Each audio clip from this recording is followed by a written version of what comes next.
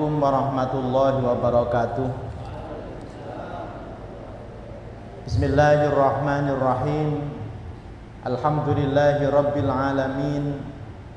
Wabihi nasta'inu ala umuri dunya waddin.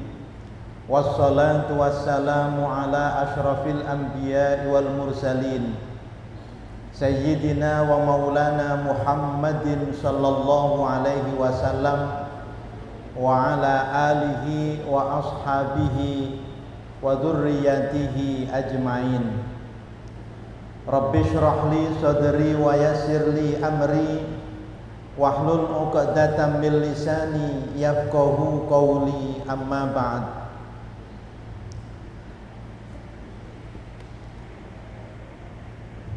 Hadratal mukarramin, para alim, para ulama, Abi Haji Agung sekeluarga, Mas Arif beserta jajaran pimpinan dan karyawan Afko Group, Bapak Ibu para jamaah yang dimuliakan Allah Subhanahu wa taala, tidak lupa para santri yang dirahmati Allah Subhanahu wa taala.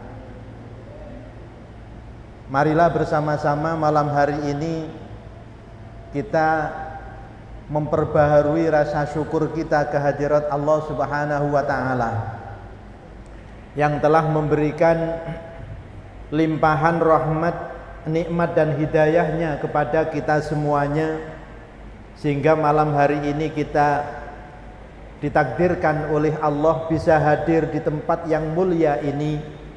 Mudah-mudahan kehadiran kita dicatat oleh Allah sebagai amal soleh untuk bekal kita hidup di dunia ini, lebih-lebih untuk bekal kita nanti hidup di akhirat. Allahumma amin. Shalawat dan salam semoga tetap terlimpahkan kepada junjungan kita Nabi besar Muhammad sallallahu alaihi wasallam yang telah memberikan bimbingan dan tuntunannya kepada kita berupa ajaran agama Islam. Bapak Ibu hadirin hadirat, adik-adik para santri yang dimuliakan Allah Subhanahu wa taala. Mari bersama kita membaca suratul Fatihah untuk mengawali pengajian malam hari ini. Kita memohon kepada Allah Subhanahu wa taala agar Allah mengabulkan dan memudahkan, juga memberi keberkahan atas semua hajat kita. Allahumma amin. Ala hadhihi niyyah wa kulli niyatin salihah. Al-Fatihah. A'udzu billahi minasyaitonir rajim. Bismillahirrahmanirrahim. Alhamdulillahi rabbil alamin arrahmanir rahim maliki yaumiddin. Iyyaka na'budu wa iyyaka nasta'in. Ihdinas siratal mustaqim. Siratal ladzina an'amta 'alaihim ghairil maghdubi 'alaihim waladdallin. Amin. Bismillahirrahmanirrahim.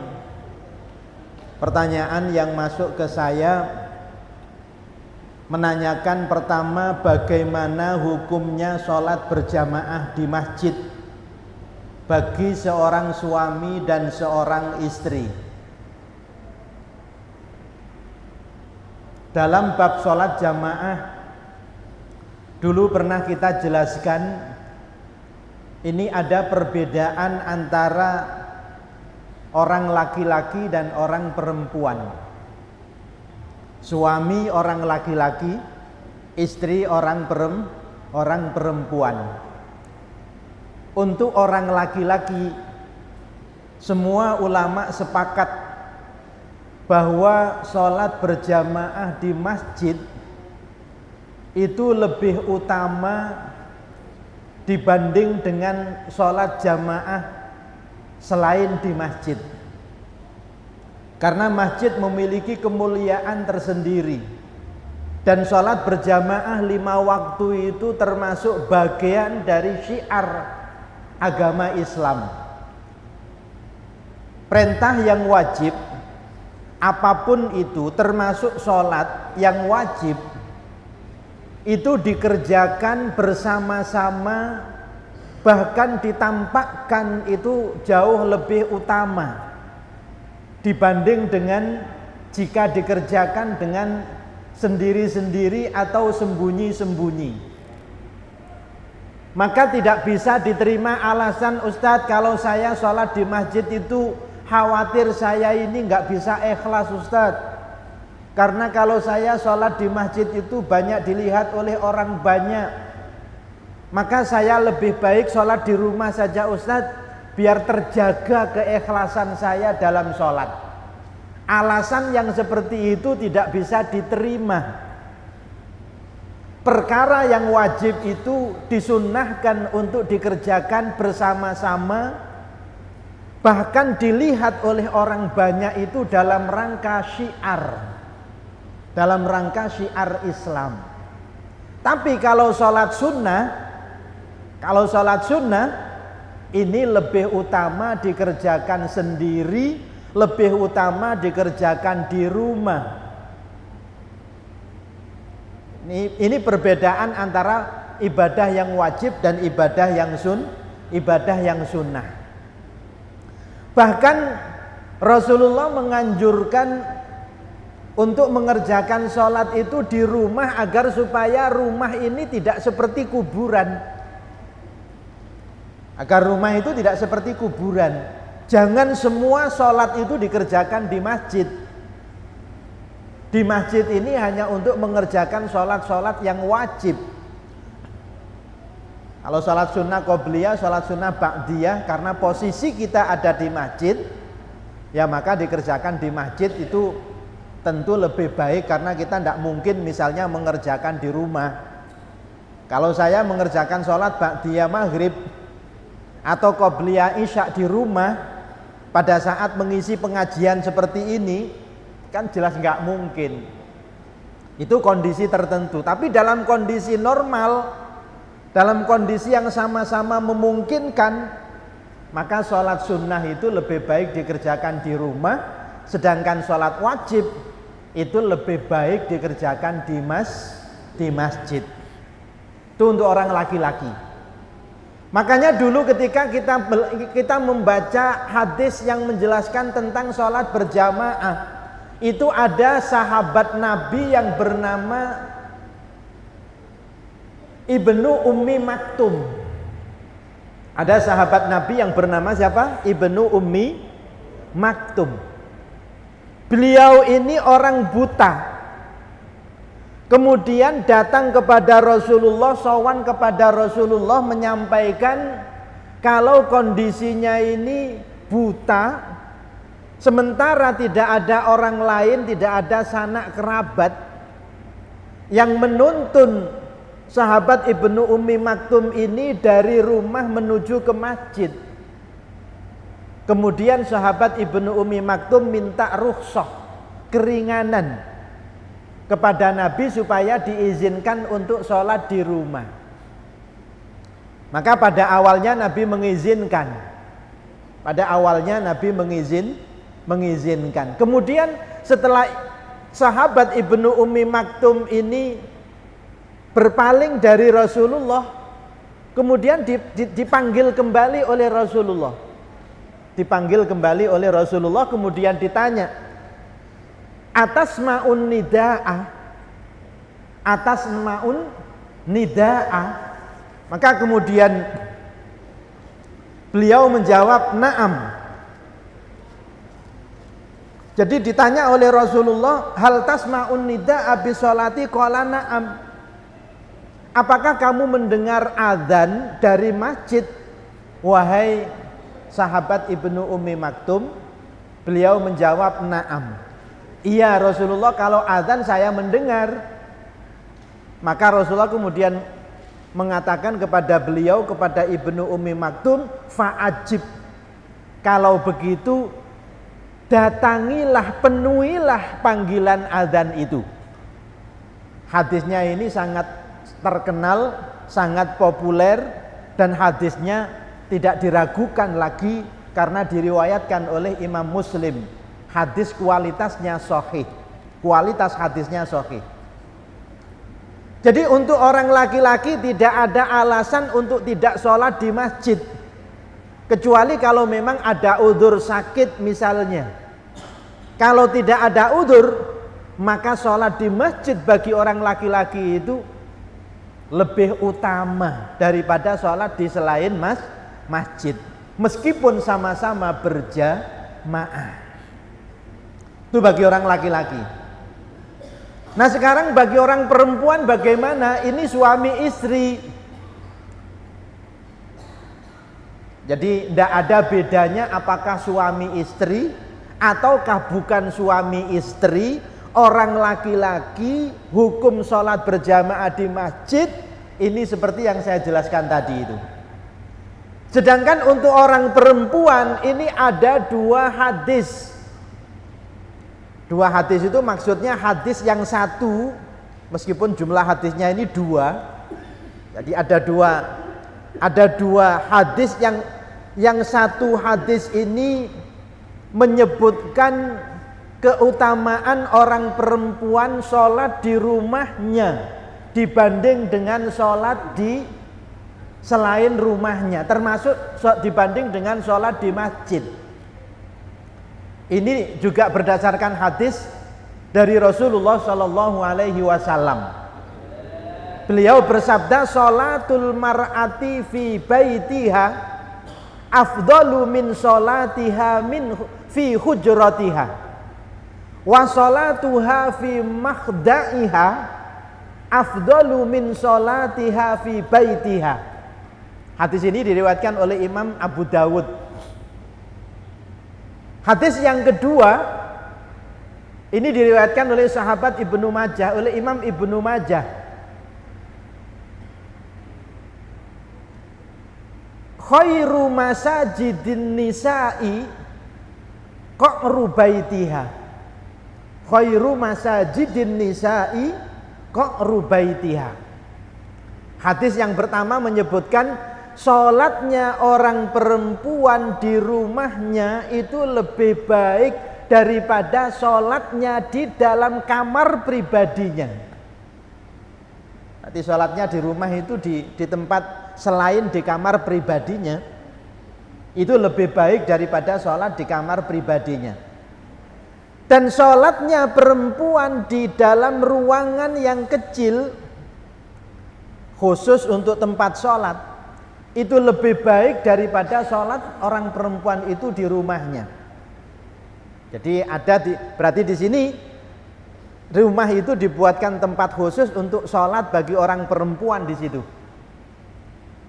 Dalam hadis yang kedua disebutkan khairu masajidin nisa'i qa'ru baitiha. Sebaik-baik masjidnya orang perempuan itu adalah di rumahnya. Jadi rumah itu adalah masjidnya orang perempuan. Itu hadis yang pertama mengenai sholatnya orang perempuan. Tetapi ada hadis yang kedua yang menjelaskan riwayat-riwayat bahwa Rasulullah ini pernah bersabda kepada orang laki-laki.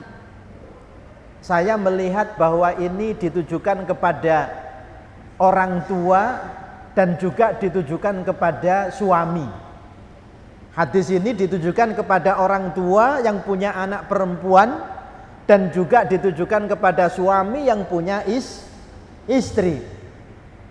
Bunyi hadisnya, la tamna'u nisa'akum, la tamna'u ima Allahi masajidallah, la tamna'u ima Allahi masajidallah. Ini dibanding dengan hadis yang menjelaskan tentang sholatnya wanita di rumahnya itu lebih baik daripada sholatnya di kamar pribadinya. Itu masih lebih kuat kualitas hadis yang ini.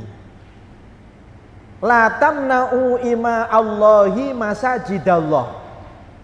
Kata Nabi, janganlah kalian wahai orang laki-laki menghalangi atau melarang hamba-hamba perempuan, orang-orang perempuan hamba Allah, masajidallahi, untuk ibadah di masjidnya Allah. Itu hadis yang kedua. larangan kepada orang laki-laki untuk mencegah atau melarang para wanita hamba-hamba Allah untuk mengikuti ibadah di masjidnya Allah Subhanahu wa taala. Bahkan yang kedua, ini lebih lengkap lagi. La tamna'u ima Allahi masajidallahi walakin liyahrujanna ghaira mufalliatin. Janganlah kalian ini ditujukan kepada orang tua yang punya anak perempuan atau ditujukan kepada suami yang punya istri. Janganlah kalian melarang wanita-wanita hamba Allah untuk ibadah di masjidnya Allah. Akan tetapi hendaklah mereka ini keluar ghairu mutafalliatin, dengan tidak menggunakan wangi-wangian. Jadi ada tambahannya di hadis yang kedua ini, dengan tidak menggunakan wangi-wangian. Maka dari beberapa hadis, baik yang pertama atau hadis yang kedua, para ulama kemudian menjelaskan keadaan orang perempuan yang akan sholat ke masjid itu hendaklah dia mempertimbangkan betul. Ini kembali kepada orang perempuan itu sendiri. Jadi masing-masing berbeda antara satu orang perempuan dengan orang perempuan yang lainnya. Jadi kalau misalnya dia ikut sholat di masjid, dia tidak berpenampilan yang melebihi batas. Jadi orang perempuan itu terutama yang masih usia-usia muda, kalau ke masjid ingin sholat berjamaah itu diperbolehkan dengan syarat penampilannya jangan berlebihan. Berlebihan di sini berhiasnya nggak usah berlebihan. Biasa-biasa saja, nggak perlu pakai wangi-wangian, nggak perlu pakai perhiasan, nggak usah pakai perhiasan. Punya gelang misalnya 5 nggak usah dipakai ke masjid. Kenapa? Kalau orang perempuan berangkat ke masjid misalnya dengan memakai perhiasan yang dia miliki, itu nanti di masjid akan menimbulkan fitnah. Kan menimbulkan fitnah. Orang perempuan itu kan sensitif nggih. Orang perempuan itu sensitif. Delok kancane gawe gelang ngono iku ae wis sing ngrasani akeh sing ngrasani. Yu sampean ro ayu iku mang kalau gawe gelang. Oleh ndioan gelang. Lah kan ndadekno wong ngrasani. Wong ngatasani sing lanang nyambut gawe ini ya biasa-biasa ae. Bayarane paling ya gak adoh ambek bayarane bojone awake dhewe. Tapi gelange lho yu sing digawe nduk tengen iku lho 5, sing digawe nduk kiwa iku 5. Iku emas temen tak gak kira-kira gak mungkin nek aku wis ngomong delok emas tok iki paling dadi ngrasani gak karu-karuan. Koncone sing dijak ngomong tambah nambahi pisan. Nek cara aku ya gak mungkin nek iku gelang emas, gak ngira iso tuku emas, tambah gak karu-karuan. Ini yang menyebabkan kemudian orang perempuan itu kenapa ndak boleh sholat di masjid. Ganjarannya sholat jamaah di masjid itu sangat besar. Pahala sholat di masjid itu sangat besar. Tapi kalau kemudian di masjid dia menimbulkan fitnah, maka fitnahnya ini bisa lebih besar daripada pahala yang diperoleh oleh orang perempuan sholat berjamaah di masjid tadi. Nek orang laki-laki itu gak tapek sensitif. Ya saya pakai jam begini paling gak pernah enek sing ngomong no mbo jame iku piro, ya gak tahu enek sing takon regane piro. Wong lanang itu beda, gak begitu penting ya. Ya, nggak begitu penting delok kancane itu nggak begitu penting. Tapi orang perempuan itu sangat sensitif sekali. Engko enek kancane gawe ruku sing rada burek warnane wis dirasani maneh. Ayo. Halo. Enek kancane gawe ruku rada burek dirasani.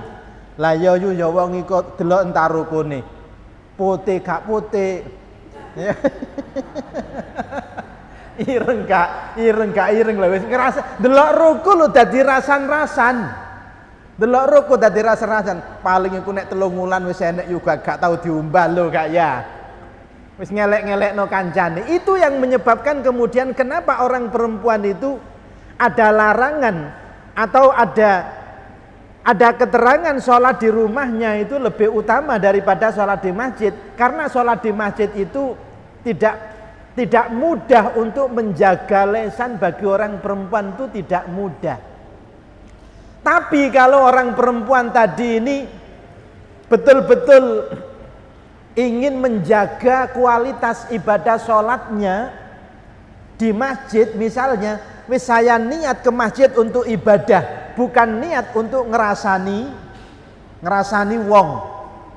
Sehingga di masjid ketok opo ae dimpet. Ketok opo ae diempet. Kalau bisa seperti itu, maka orang perempuan sholat di masjid itu lebih utama daripada sholat di rumah. Baik, dengan syarat tadi, penampilannya jangan berlebihan. Nggak usah pakai parfum. Nggak usah pakai parfum ini bukan berarti tidak mandi loh nih.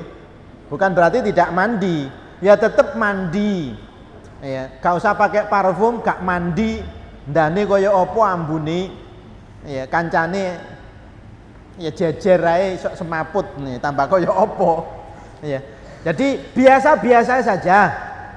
Biasa-biasa mawon, tidak perlu pakai perhiasan yang berlebihan, tidak perlu berpenampilan yang berlebihan. Kalau bisa seperti itu, maka perempuan ini jangan dilarang untuk bersama-sama ikut sholat di masjid. Karena sholat di masjid itu tidak ada bandingannya dengan sholat di selain masjid. Langkah kakinya orang yang sholat dari rumah menuju ke masjid, 1 kali langkah itu saja dapat meninggikan derajat orang itu di sisi Allah Subhanahu wa ta'ala. 1 langkah kaki saja.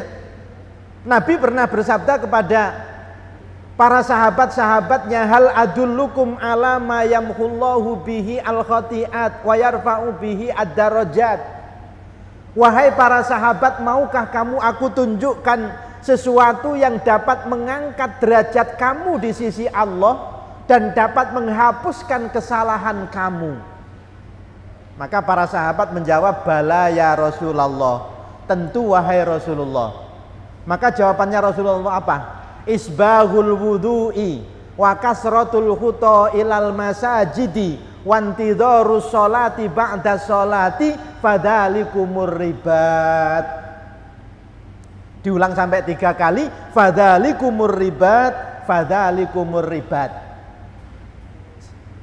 Sesuatu yang dapat meninggikan derajat kalian di sisi Allah, dapat menghapuskan kesalahan-kesalahan kalian. Yang pertama adalah menyempurnakan wudu. Kalau wudu itu disempurnakan. Disempurnakan itu tidak hanya membasuh yang wajib-wajib saja, tetapi ditambah yang sunnah. Kemudian yang kedua, kasratul khuta ilal masajid. Ngakeh-ngakehno melaku nang masjid. Kasratul khuta ilal masajid itu ngakeh-ngakehno melaku nang masjid. Jadi jelas dalam hadis ini menunjukkan keutamaan orang yang berjalan dari rumah ke masjid. Apalagi dari rumah ke masjid ini tujuannya tidak ada lain kecuali untuk beribadah kepada Allah Subhanahu wa ta'ala. Dalam hadis juga disebutkan, maka selama panjenengan di masjid, jadi niat panjenengan datang dari rumah ke masjid itu untuk beribadah kepada Allah, panjenengan sampai di masjid itu, panjenengan sudah ditulis oleh Allah pahala ibadah. Panjenengan sampai di masjid, meskipun panjenengan belum mulai sholat di masjid, ejik teko tok masuk masjid melbu bleng, sampean belum sholat, panjenengan belum sholat, itu panjenengan sudah diberi pahala ibadah oleh Allah Subhanahu wa ta'ala. Jadi tidak hanya dihitung ketika panjenengan sholat tahiyatul masjid, panjenengan sholat qobliyah, panjenengan sholat ba'diyah, tapi ketika panjenengan masih berada di masjid, meskipun panjenengan tidak sedang sholat, apalagi sedang mendengarkan ilmu seperti ini, itu panjenengan terus dicatat oleh Allah sebagai orang yang beribadah. Dicatat ganjarane koyok ganjarane wong sing sholat, koyok wong sing ibadah. Jadi kalau nek nerangno keutamaane ibadah di masjid ya sangat luar biasa. Ya, tidak ada yang meragukan keutamaan sholat di masjid. Apalagi sholat subuh yang dulu pernah mungkin saya jelaskan juga. Orang kok sholat subuh di masjid 2 rakaat, setelah sholat subuh kemudian dia tetap duduk di masjid. Duduknya dia ini berzikir kepada Allah. Berzikirnya sampai terbitnya matahari. Ya, kapan masakno bapak arek-arek? Ya nek wis gak duwe bapak arek-arek, nek di rumah wis enek sing masakno anake misalnya. Sampean di masjid sudah ndak mikir di rumah pekerjaan-pekerjaan rumah karena sudah ada anak-anak yang menyiapkan. Sampean mari sholat subuh, sampean duduk, kemudian sampean berzikir sampai terbit matahari. Kemudian setelah itu sampean sholat 2 rakaat, namanya sholat isyraq. Sholat apa? Sholat isyraq. Sholat isyraq itu sholat setelah terbitnya matahari, bukan bersamaan dengan terbitnya matahari, tapi setelah terbitnya matahari sholat 2 rakaat. Itu loh kata Kanjeng Nabi, ka'ajri hajjatin wa umrotin tamatin. Sudah bisa mendapatkan pahala seperti pahalanya orang yang ibadah haji dan ibadah umroh secara sempurna. Halo, arek-arek santri ini sangat punya peluang jadi untuk mengerjakan ini. Mari sholat subuh karena menghafalkan Quran, digawe deres Al-Quran. Gak balik nang kamar sih, tetap di masjid. Mari wiritan, digawe deres Al-Quran sampai terbit matahari. Nek wis mari terbit matahari kita kira sudah agak naik, maka kemudian sholat 2 rakaat. Seperti itu oleh Allah sudah diberi pahala seperti melaksanakan ibadah haji dan ibadah umroh secara sempurna. Wes, jadi apakah dia itu orang laki-laki suami atau orang perempuan sebagai istri atau bukan, sama saja. Jadi laki-laki seperti yang saya jelaskan tadi, perempuan juga seperti itu. Yang kedua, lebih utama berjamaah di masjid atau berjamaah di rumah. Suami istri itu lebih utama sholat jamaahnya di masjid. Kalau orang perempuannya tadi di masjid misalnya bisa menjaga tadi, bisa menjaga keutamaan sholat di masjid, jadi tidak sampai melakukan hal-hal yang dilarang oleh agama, maka tentu ya lebih utama di masjid daripada sholat di rumah. Tapi kalau misalnya masih muda, wanitanya ini masih muda, istrinya masih muda, kalau ke masjid misalnya, ini nanti khawatir akan mendatangkan fitnah, akan menimbulkan fitnah, maka suami boleh meminta supaya istrinya sholat di rumah saja. Suami boleh meminta istrinya supaya sholat di rumah saja.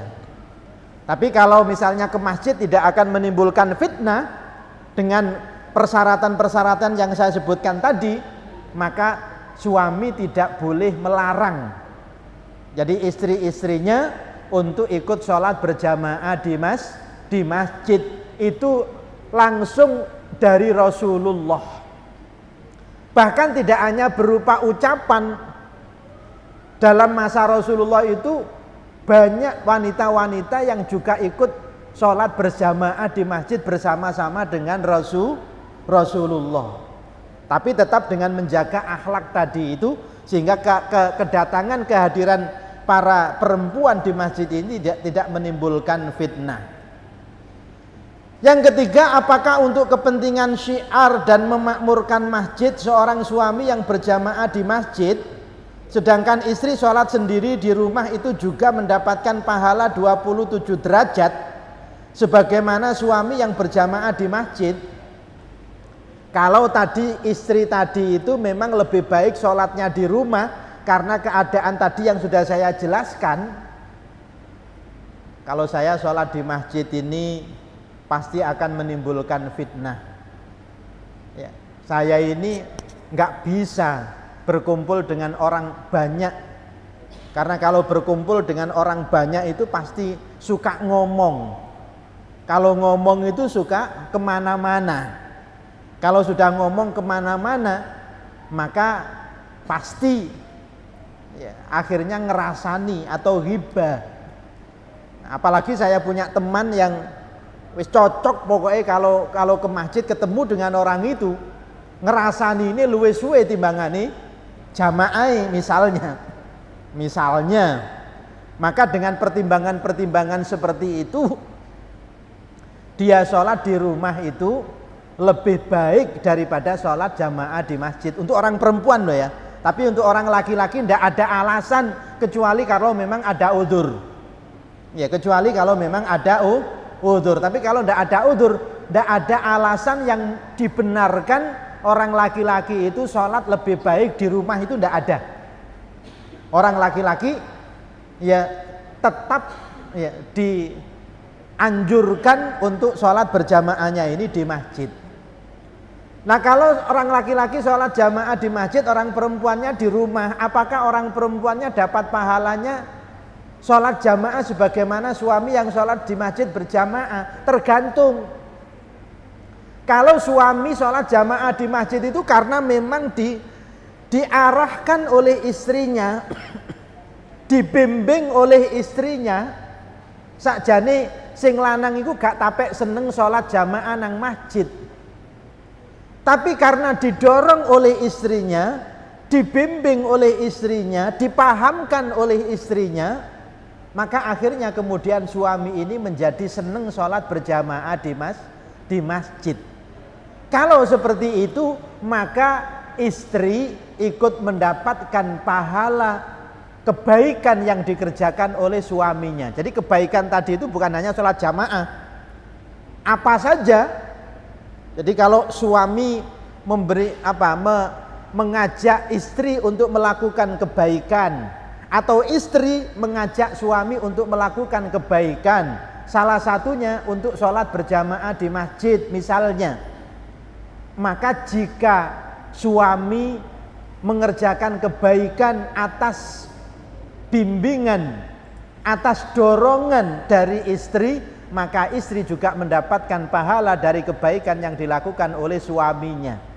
Begitu juga jika istri melakukan kebaikan atas dorongan dari suaminya, atas bimbingan dari suaminya, maka suami juga mendapatkan pahala dari kebaikan yang dikerjakan oleh istrinya. Anak juga begitu, orang lain juga sama.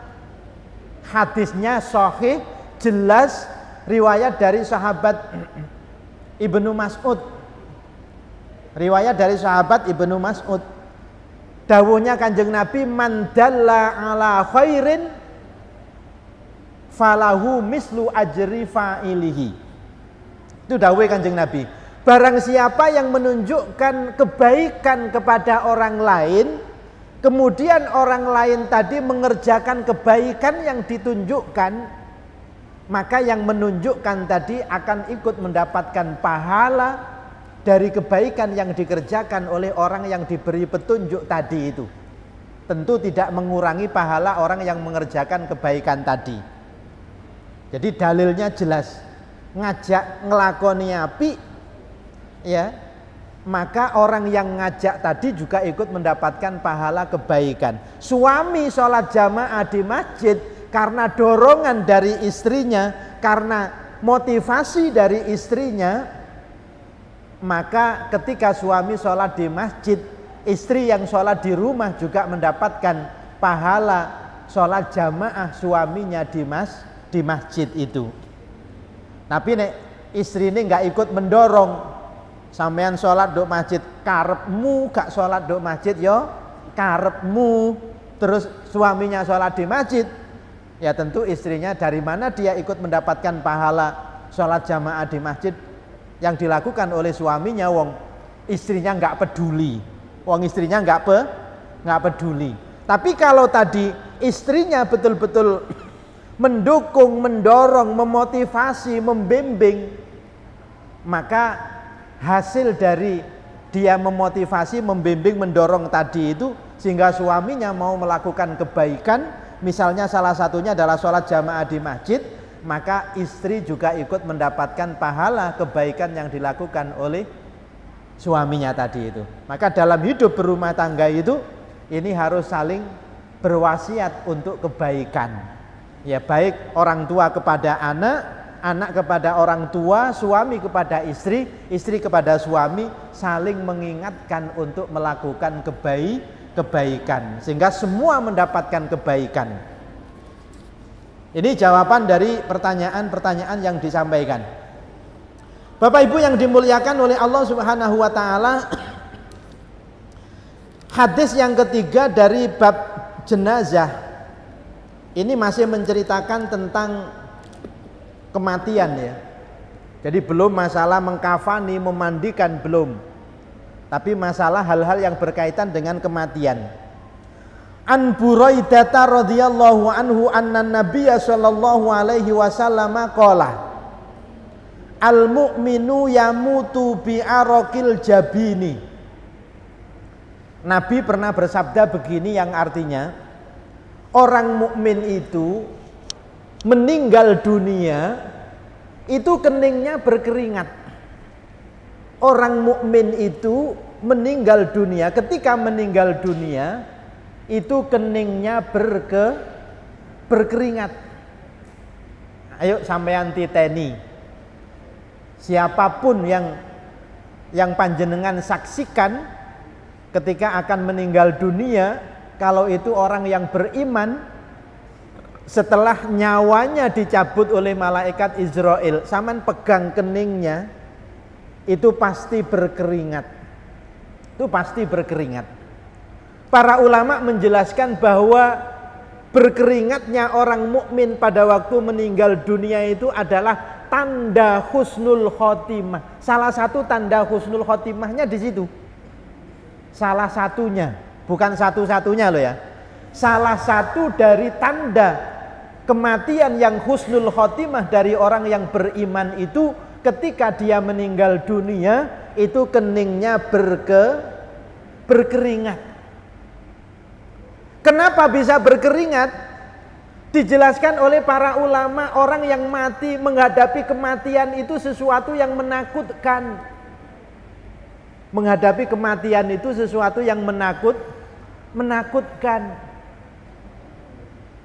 Jadi antara orang yang beriman dengan orang yang tidak beriman itu berbeda.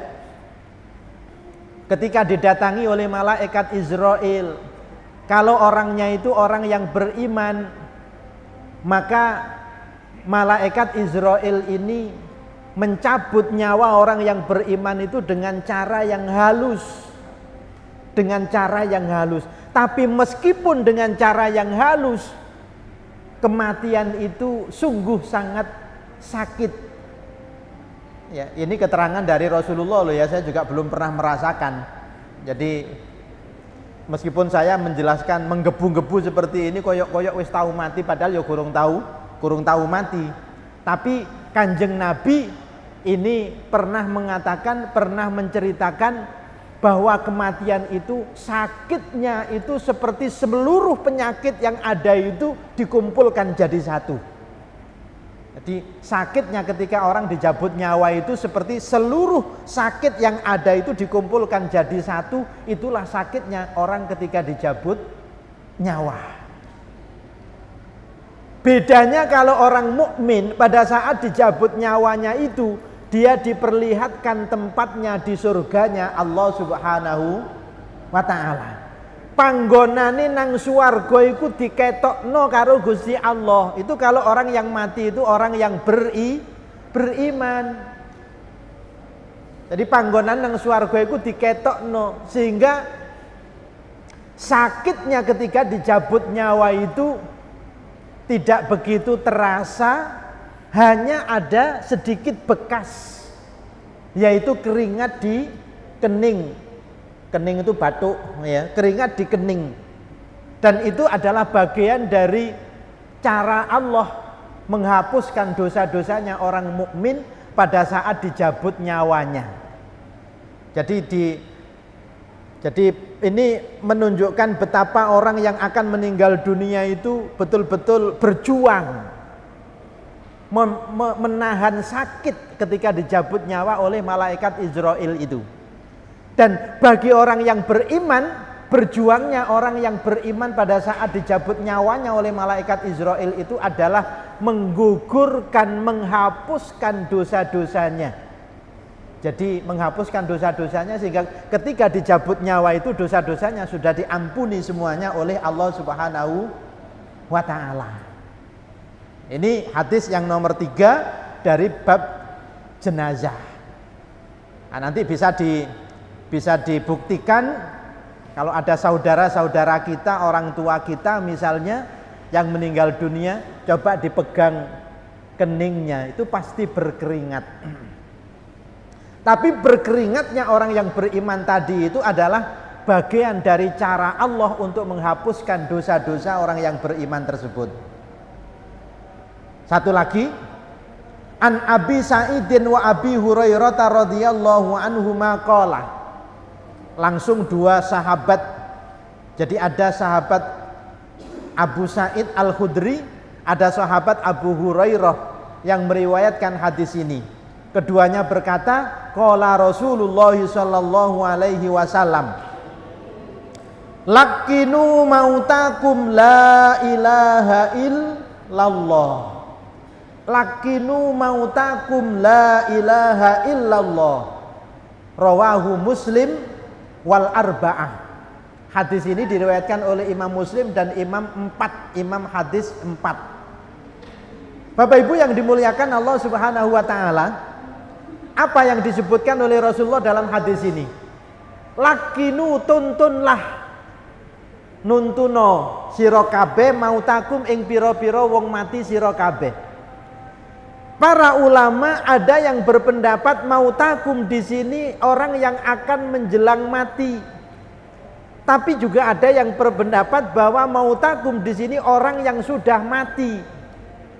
Ada yang mengambil tengah-tengah, sebelum mati dan sesudah mati itu disunnahkan untuk dituntun mengucapkan kalimat la ilaha illallah. Jadi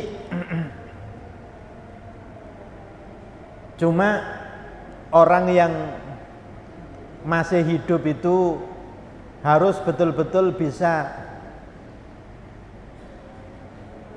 memahami kondisi orang yang sakit, ya.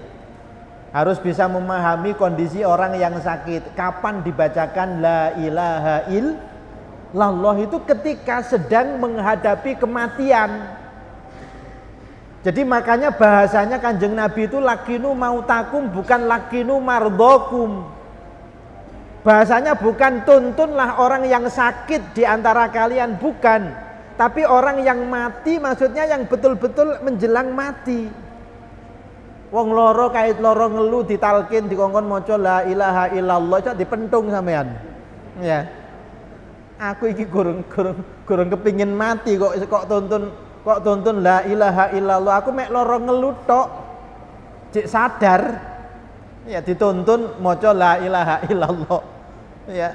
Makanya mau takum di sini maknanya betul-betul orang yang memang menjelang mati ketika sakaratul maut. Alhamdulillah kalau saya dengan orang tua kedua-duanya ibu dan bapak itu nunggoni sampai meninggal dunia.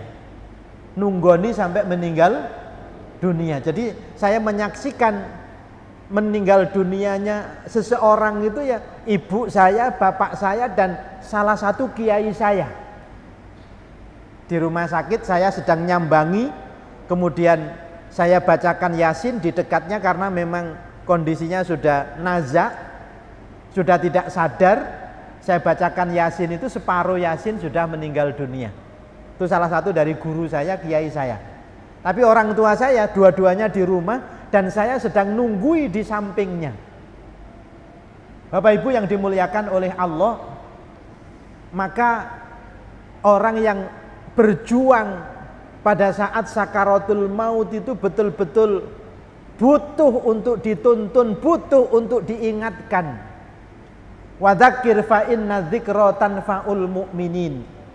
Kita disuruh nuntun untuk membaca la ilaha illallah sebagaimana Kanjeng Nabi yang mempraktekkan kepada para sahabat-sahabatnya.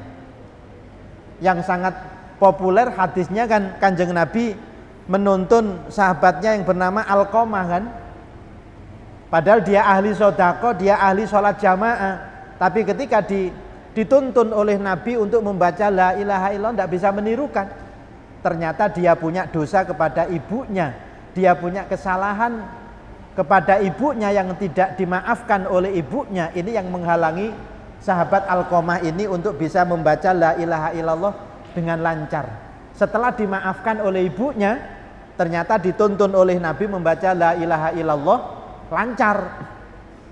Jadi ini juga tergantung dari orang yang akan meninggal dunia. Jadi tidak semua orang yang akan meninggal dunia itu dituntun la ilaha illallah itu bisa menirukan. Tapi kalau kita sudah terbiasa dengan zikir la ilaha illallah itu sudah menjadi zikir kita setiap hari, maka untuk mengucapkan la ilaha illallah pada waktu sakaratul maut itu tidak akan sulit.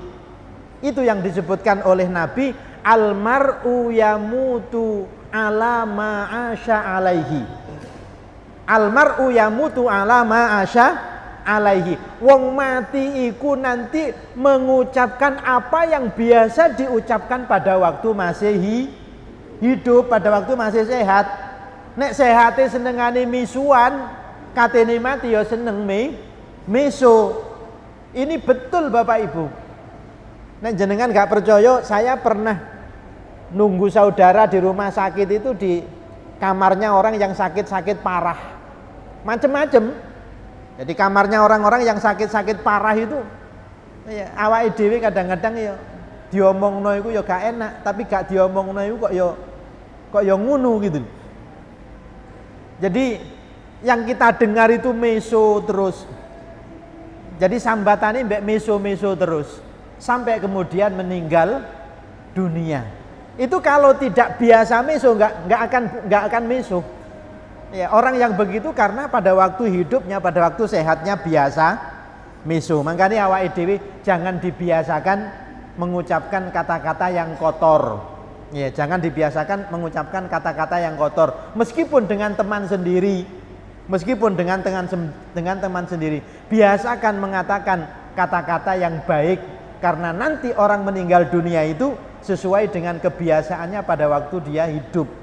Nek kebiasaannya mengucapkan yang baik, maka tidak akan sulit untuk mengucapkan kalimat la ilaha illallah. Mudah-mudahan kita semuanya termasuk orang-orang yang nanti pada waktu sakaratul maut ini kalimat terakhir yang kita ucapkan adalah kalimat la ilaha illallah. Itu juga salah satu tanda bahwa orang itu mati dalam keadaan husnul khotimah. Allahumma amin ya rabbal alamin. Rabbi fangfa'na bi barakatihim wahdinal husna bi hurmatihim وأمتنا في طريقتهم ومعافاتهم من الفتن ربي فانفعنا ببركتهم واهدنا الحسنى بحرمتهم وأمتنا في طريقتهم ومعافاتهم من الفتن ربي فانفعنا ببركتهم واهدنا الحسنى بحرمتهم وأمتنا في طريقتهم ومعافاتهم من الفتن. Wassalamualaikum warahmatullahi wabarakatuh.